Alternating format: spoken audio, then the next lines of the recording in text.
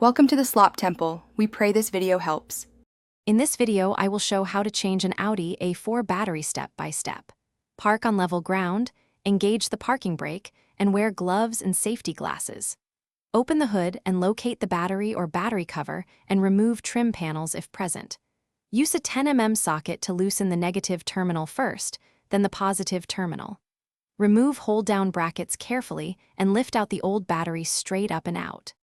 After exposing the battery area, disconnect the negative terminal first to prevent sparks. Then loosen and remove the positive terminal and any wiring harnesses that might be anchored to the battery. Undo the hold-down clamp using the appropriate socket and carefully lift the battery straight up to avoid tipping acid.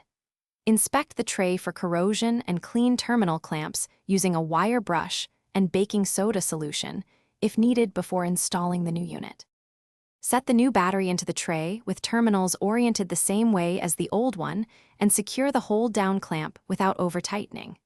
Reconnect the positive terminal first, then the negative terminal, and tighten both to manufacturer torque if available.